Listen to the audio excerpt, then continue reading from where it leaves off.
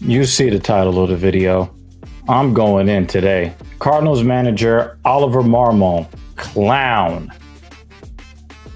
Here's why. If you are a baseball fan that has been following the issue with the baseballs, the quality of the baseballs going back to the 2021 season, where the sunscreen tack, spider tack combination was outlawed as far as what pitchers were allowed to have on their hands as they pitched the ball. Very much cold turkey. They made it where there could be no foreign substances on your hands when handling the baseball. Okay, cool. You're getting some of that extra spin rate out of the game. Maybe we get a little bit more contact, whatever. But some players, some experts believe that the slight uptick in hit by pitches per game is due to having a difficult time gripping the ball.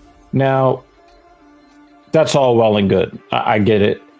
I don't really buy it for a reason I'm going to be getting into in a moment. I don't really buy it, but I'll accept the argument for now. When you look at the first 20 games of the season for each team, the New York Mets lead the league in being hit by pitches, 19.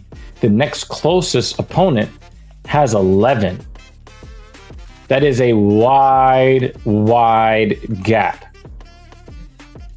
So, 2 games ago in game 2 of the series in St. Louis, something pretty scary happened where Peter Alonso was hit in the head by a fastball. The pitch knocked his helmet off his head. It actually broke the helmet. That is the second time this year. And it's just April, y'all. It's the second time in 3 weeks. Not only has Peter Alonso been hit, because he's actually been hit 4 times, but 2 of those times he was hit in the head. Now, what did Alonso do? He kind of stared out at the pitcher, but he went to first base. He's like, come on, man, hit me in the head. So J.D. Davis in I want to say it was the bottom of the 8th inning, he's trying to help get the Mets rally going. He takes a pitch squarely off his ankle bone. Okay. You know something's going to happen. I believe Francisco Lindor, when he was hit in the head early in the season, he broke a tooth. We've had at least 3 batters that I've seen get hit in the helmet in the first 3 weeks of the season. One was Lindor, and 2 for Peter Alonso.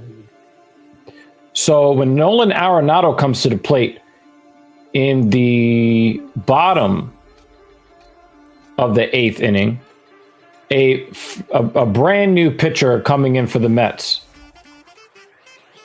he throws a little bit. He throws very much up, but a little bit in. If the pitch was down a little bit, it might have been a strike on the inside corner, but it was up at nose level. And of course, Nolan is like, yeah, I knew something like that was coming. And then the shit talking starts.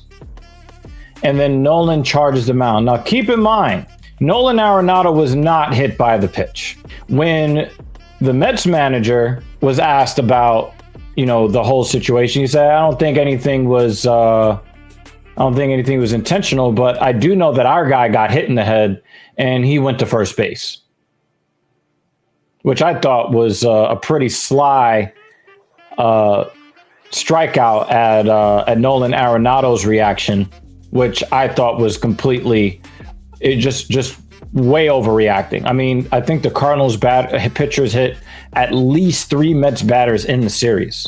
What did the Cardinals manager have to say about this situation and the whole hit by pitch thing? Well, listen to him yourself. Ollie, how does it shake out from your perspective? perspective in the bottom of the eighth there on the first pitch high inside to Nolan? I didn't love it at all. Do you take exception to the way that it was done? I do, entirely. When you come up top like that and jeopardize someone's career in life, yeah, I take exception to that. And I don't think anyone in the big leagues appreciates getting thrown up top.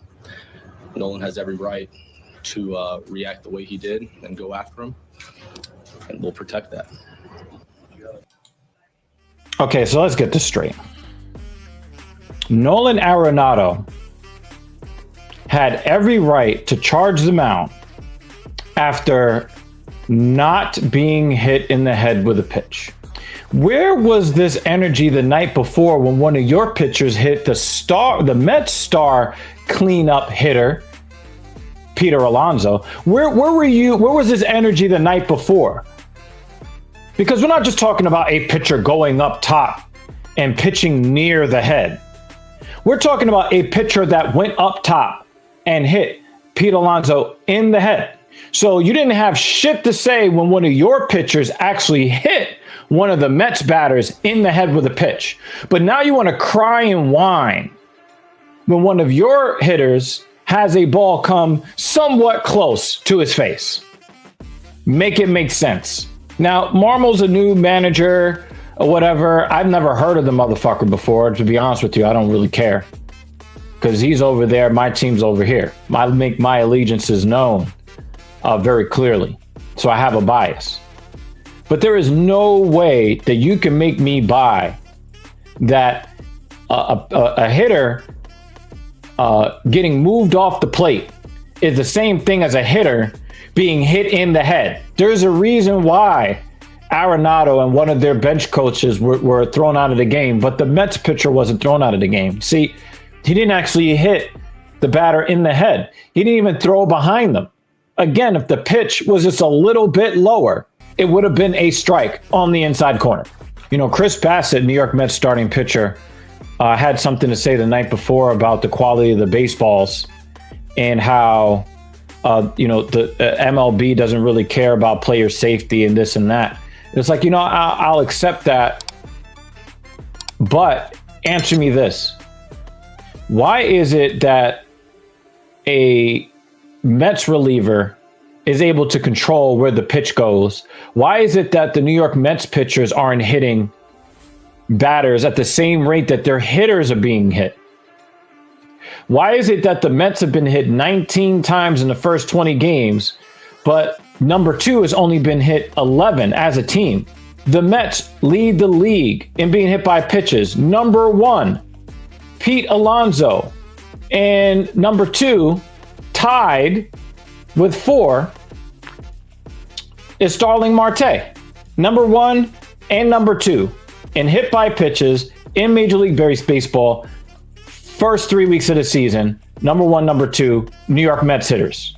So as much as I respect Chris Bassett and his expertise as a pitcher who handles the baseballs every day, I don't want to hear about the fucking baseballs. I don't. Because if it was really that much of a problem, the Mets pitchers would be hitting other batters in the face, in the shoulder, in the upper ribs, like we've seen with our players. That's all I got for you guys today. Let me know in the comment section what you think. Do you believe that it is more egregious to hit a batter in the head with a pitch or to almost hit a batter in the head with a pitch? You let us know here on TSP. See you in the next video.